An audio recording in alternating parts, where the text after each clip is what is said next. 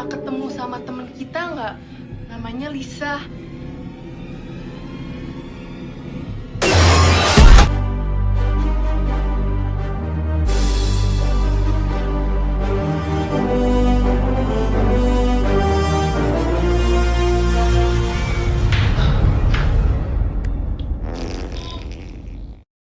Hai guys, kembali lagi di channel saya Kevin Walangitan.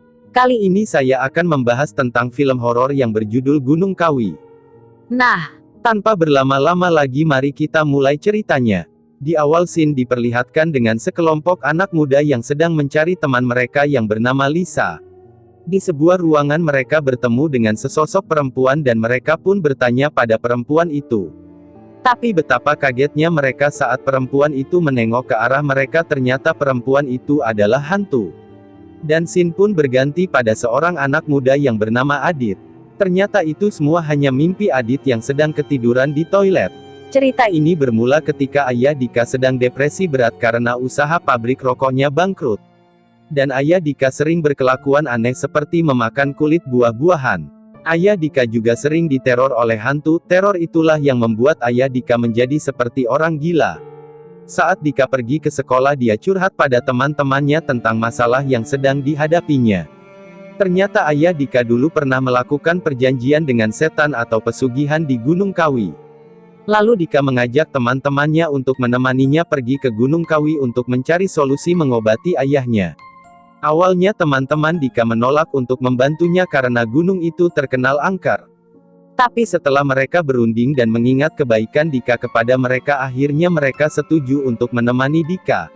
Dan mereka pun meminta bantuan pada satpam sekolah mereka yang bernama Jono. Sebelum menjadi satpam, Jono dulunya bekerja sebagai pemandu jalan menuju puncak Gunung Kawi. Jono pun mau menjadi pemandu jalan mereka asalkan dibayar. Dan Dika pun menyetujuinya. Scene pun berganti di rumahnya Dika. Terlihat ayahnya Dika sedang duduk membaca koran. lalu tiba-tiba Ayah Dika melihat bayangan dan mengikutinya. Setelah mengikuti bayangan tersebut, Ayah Dika kaget dan berteriak karena melihat hantu. Dika dan sepupunya pun yang mendengar teriakan itu langsung menghampiri ayahnya. Dan menenangkan ayahnya. Besoknya mereka berangkat menuju Gunung Kawi. Dan dalam perjalanan tak sengaja salah satu temannya melihat Adit sedang membaca artikel tentang pesugihan. Lalu temannya itu Bertanya kepada Adit. Pesugihan. Hati-hati loh, Dit.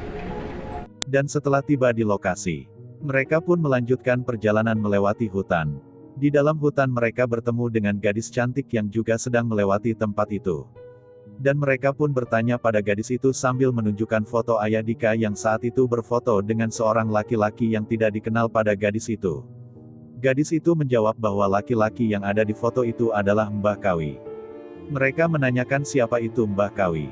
Lalu gadis itu menjawab, Mbah Kawi adalah seorang penuntun bagi orang-orang yang ingin melakukan pesugihan. Mereka menanyakan arah menuju tempat Mbah Kawi. Lalu gadis itu menunjukkan arah menuju tempat Mbah Kawi kepada mereka. Sebelum pergi, gadis itu memperingati mereka agar jangan sekali-kali melakukan pesugihan apabila tidak siap dengan resikonya.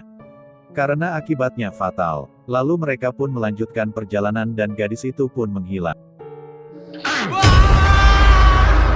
Setelah sampai di tempat Mbah Kawi, mereka dikejutkan dengan kemunculan Mbah Kawi yang tiba-tiba dari belakang. Setelah itu mereka langsung menanyakan cerita tentang Ayah Dika di tempat itu.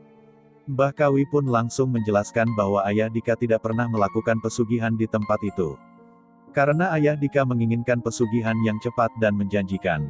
Sedangkan di tempat Mbah Kawi kalau ingin melakukan pesugihan harus membutuhkan proses dan dengan cara yang bagus. Manusiawi, dan tidak pernah meminta tumbal apapun. Dengan cara yang halus dan manusiawi. Anda memakai tumbal apapun, tumbal apapun, tumbal apapun. Mbah Kawi mengatakan bahwa Ayah Dika melakukan perjanjian dengan dukun lain yang meminta tumbal namun masih di daerah situ.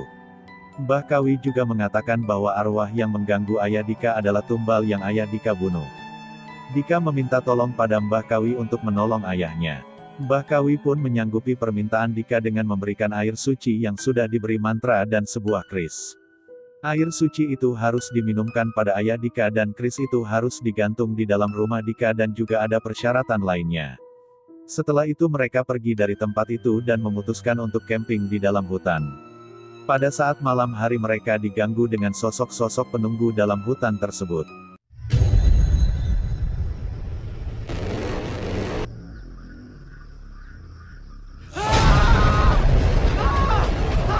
Udah nggak ada, Bang. Ngapain lu gini-gini? Sakit leher? Tuh muka udah jelek. Sampai pada akhirnya Dika, Adit dan Piu memasuki ruang alam bawah sadar mereka dan bertemu dengan gadis yang pernah bertemu dengan mereka tadi siang di hutan. Ternyata gadis itu adalah dukun ayah Dika yang melakukan pesugihan dulu. Gadis itu menjelaskan bahwa ayah Dika telah melanggar perjanjian dengannya. Tapi aku ada urusan dengan orang tuamu. Dan sebagai gantinya, mereka bertiga harus menanggung resikonya. Tapi Dika memohon pada gadis itu untuk melepaskan kedua temannya karena mereka berdua tidaklah bersalah. Gadis itu pun mengabulkan permohonan Dika dan kedua roh temannya itu pun kembali lagi ke dalam tubuh mereka. Tersisa Dika dan gadis itu di tempat itu. Dika sempat bertanya-tanya pada gadis itu sampai akhirnya dia mendengar bisikan untuk mengambil tongkat yang dipegang gadis itu lalu mematahkannya.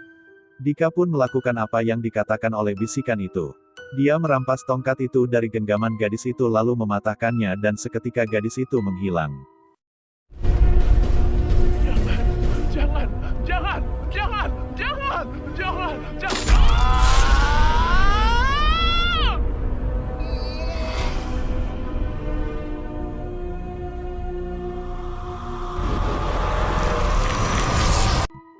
Dan Dika pun kembali ke tubuhnya. Keesokan harinya mereka langsung menuju ke rumah Dika dan melakukan apa yang dikatakan Mbah Kawi. Ayah Dika sempat berontak saat akan diminumkan air suci tapi akhirnya bisa ditahan oleh Adit dan Piu. Setelah beberapa saat kemudian ayah Dika pun sembuh dan teror hantu pun hilang. Setelah beberapa hari, ayah Dika memutuskan untuk pergi ke pesantren untuk mendekatkan diri kepada Tuhan dan lebih meningkatkan iman. Teror hantu itu masih berlanjut. Namun teror hantu itu gantian meneror teman-temannya Dika. Mereka mengatakan pada Dika bahwa mereka diteror oleh hantu yang mereka lihat di hutan. Dika mengatakan bahwa akhir-akhir ini ayah Dika sudah tidak diteror oleh hantu lagi. Dika pun langsung menelepon Mbah Kawi untuk menanyakan hal yang menimpa teman-temannya. Mbah Kawi mengatakan bahwa salah satu di antara teman-temanmu telah mencoba untuk melakukan pesugihan. Dika pun mengatakan hal yang dikatakan Mbah Kawi pada Rebeka. Dan Rebeka mengatakan pada saat di perjalanan menuju ke tempat Mbah Kawi. Dia gak sengaja melihat Adit sedang membaca artikel tentang pesugihan. Dika pun langsung mencari Adit dan menanyakan hal tersebut. Adit pun marah karena merasa dituduh dengan hal yang tidak dilakukannya. Tiba-tiba Mbah Kawi menelepon Dika dan mengatakan sesuatu. Lalu kecurigaan pun langsung tertuju pada Rebeka. Awalnya dia tidak mau mengaku sampai pada akhirnya dia dibujuk dan mengaku bahwa pada saat perjalanan dia mengambil laptopnya Adit dan membaca artikel yang dibaca Adit sebelumnya. Dan dia melakukan apa yang dikatakan di artikel tersebut dengan mengambil bunga di hutan itu dan harus dikuburkan di belakang rumahnya. Dika langsung meminta bunga tersebut untuk dibakar dan dibuang di sungai sesuai apa yang diperintahkan Mbah Kawi. Sepulang sekolah mereka langsung menuju ke sungai dan membakar bunga tersebut dan membuangnya ke sungai.